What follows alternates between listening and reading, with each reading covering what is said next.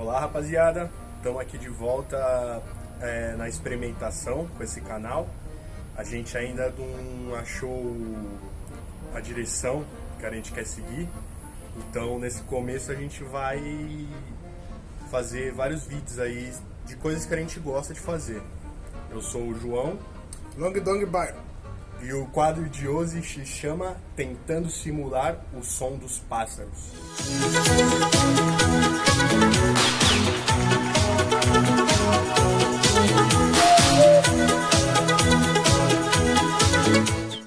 A primeira ave de hoje será representada pelo nosso amigo aqui, Lord Long Dong Byron. Qual que é o gênero da ave?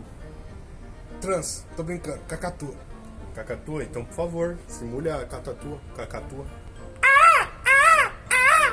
Ô Sejão, qual será a sua ave? Opa, eu trouxe aqui pra vocês o primeiro lugar, o lindo Ben TV.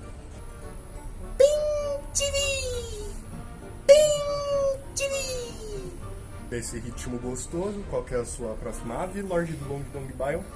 Minha próxima ave será o sabiá.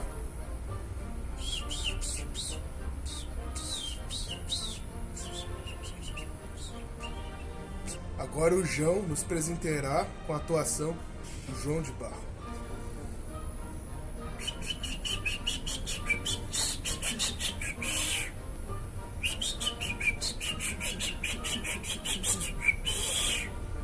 E agora, o Lord Long Dong Byron com o famoso pombo.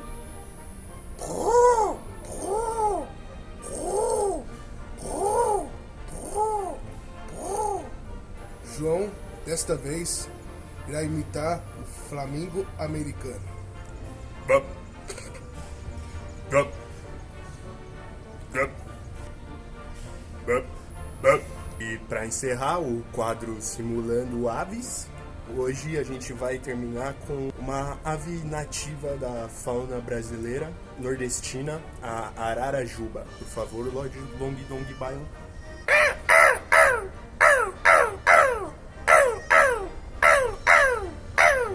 Galera, esse foi o quadro do Kendaneca simulando o canto das aves.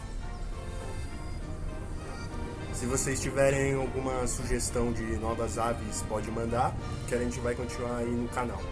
E estamos aí tentando achar a identidade dele, então fica aí com esse vídeo das aves de hoje.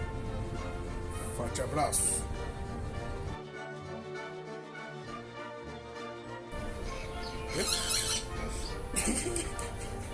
Fala mais alto.